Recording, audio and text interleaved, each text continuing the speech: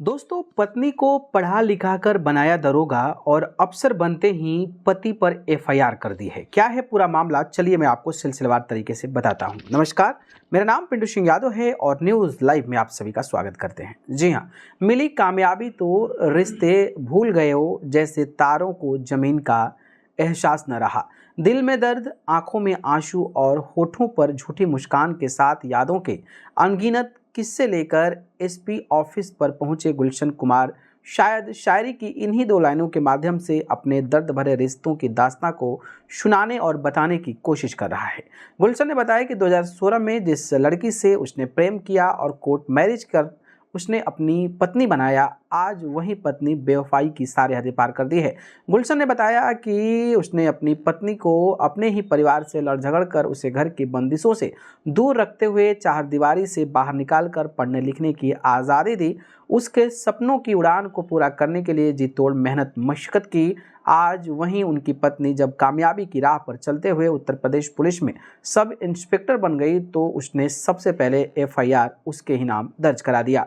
आरोप भी ऐसा लगाया जिसे सुनकर और जानकर हर कोई हैरान है। गुलशन ने कहा कि साहब, जिस लड़की से कोर्ट मैरिज के दौरान उसने दहेज में 1 रुपये भी नहीं लिया, आज वहीं दरोगा बनने के बाद दहेज उत्पीड़न का आरोप लगाकर अपनी जान का खतरा बता रही है। लड़के के माता पिता और ननद नंदोई के द्वारा उसको प्रताड़ित किया जाता बता रही है। फिलहाल एसपी हापुड़ ज्ञानंजय सिंह ने गुलशन के दर्द भरी दास्तां सुनकर उसे कानून पर विश्वास रखते हुए पूर्ण न्याय देने का भरोसा दिलाया है। हापुड़ में पिलखुआ नगर कोतवाली क्षेत्र के ग्राम पूठा में रहने वाले गुलशन कुमार की शादी 2 दिसंबर 2022 को नगर कोतवाली क्षेत्र के मोहल्लापुर गणेशपुरा में रहने वाली पायल रानी से हुई थी। गुलशन ने बताया कि पायल से उसकी पहली मुलाकात वर्ष 2016 में हुई, जब एक दूसरे को बहुत अच्छी तरह से जाने पहचाने लगे थे। 2021 में उसने पायल के साथ कोर्ट मैरिज कर ली और शादी में 2022 में सामाजिक रीति रिवाज के साथ शादी की। गुलशन ने बताया कि शादी में पायल से उसने किसी तरह का कोई दहेज आदि नहीं लिया, बल्कि उसने अपनी खुद की मेहनत की कमाई से पायल को पढ़ा लिखा कर सब इंस्पेक्टर बनाने में मदद की। 2023 में पायल का सिलेक्शन उत्तर प्रदेश पुलिस में सब इंस्पेक्टर के पद पर हो गया और ट्रेनिंग के बाद उसकी तैनाती बरेली में हो गई।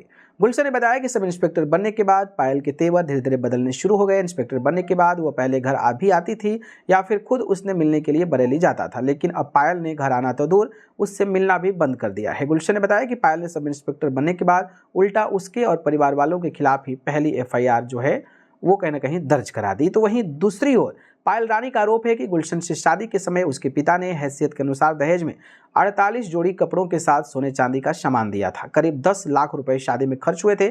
इसके बावजूद भी गुलशन और उसके परिवार वाले अतिरिक्त दहेज में 10 लाख रुपए और एक कार की मांग कर रहे थे।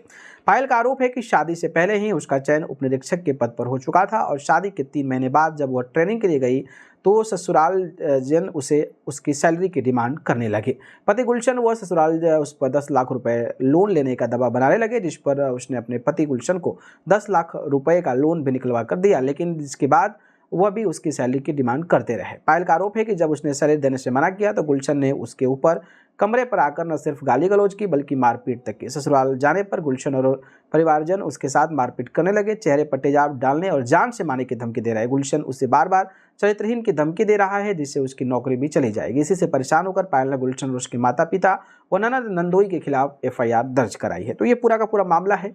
हालांकि जांच का मामला है, जब चीज़ें सामने आती है तो समझ में आएगा कि आखिरकार कौन गलत है कौन सही है। बाकी जिस तरीके की ये चीज़ें चल रही है उसको लेकर आपकी राय क्या है, कमेंट